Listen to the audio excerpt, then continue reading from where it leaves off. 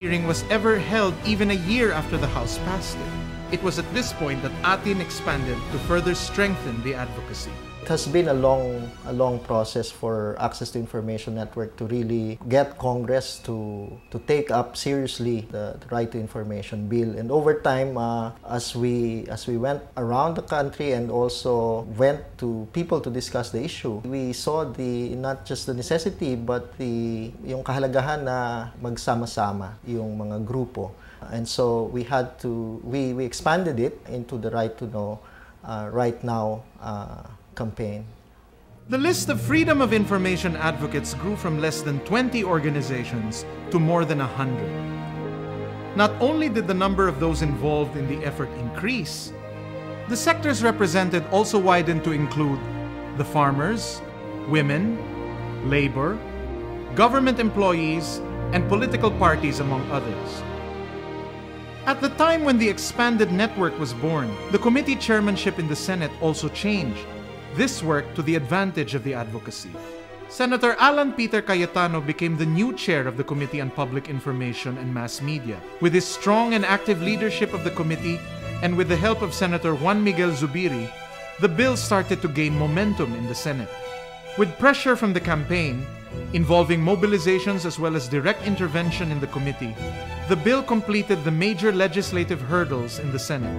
Ang ating ilalapit at ating pinaglalaban dito ang pagsasabatas ng ating Kongreso ng tinatawag na Freedom of Information Act, isang batas na tunay na nagpapatupad ng ating kalayaan na humingi ng mahahalagang impormasyon mula sa ating pamahalaan. Yung pagsasama-sama ng maraming grupo from various sectors has helped the campaign a lot kasi it was a learning experience for everyone to know how important right to information is with respect to each other's work. The strength of a collective action from various sectors truly worked.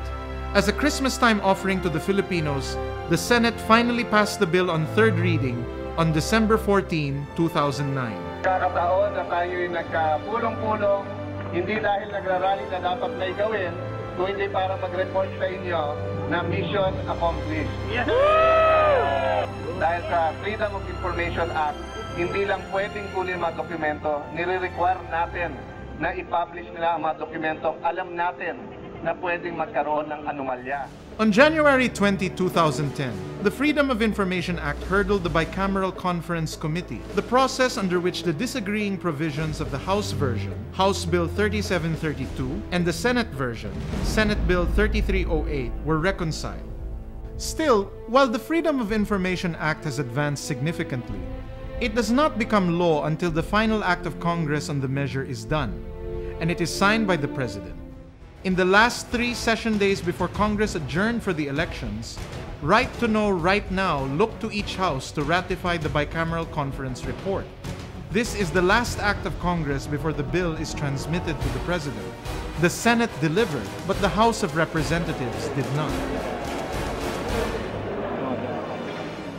Well, this is a bill we've been working on for the last 9 years, for the last 3 Congresses, and this is the furthest we've gotten as far as the legislation is concerned. All that is required now is for the House of Representatives to ratify the bill, and so the 9 years' work would hopefully will culminate into the bill becoming a law, and that's why it's important to push for it at this moment, at this juncture.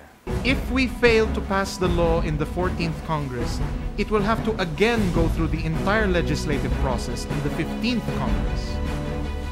The implications for journalism, for democracy, for the community are terrible to contemplate.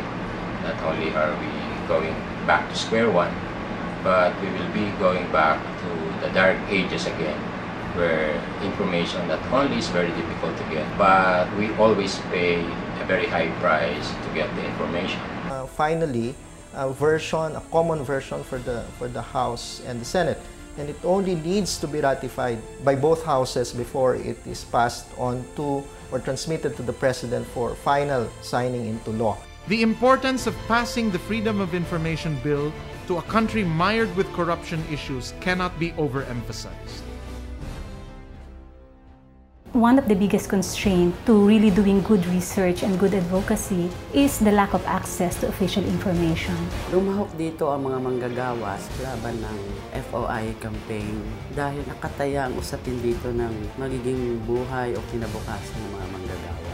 This is a piece of legislation that is a long time in coming, and it's a piece of legislation that is being demanded by many groups and many individuals for many different reasons. Really, all it requires is about 60 seconds of the time of the House of Representatives to ratify it. It's been, as I said, 9 years' work, and it requires very little at this point from the House of Representatives to pass it. From the public, we hope that they also would support us in this advocacy and recognize that the right to information gives them power over their governments, so they can learn about how their government works, how it spends the money, and how it raises the money. It is imperative that we pass the Freedom of Information Bill now.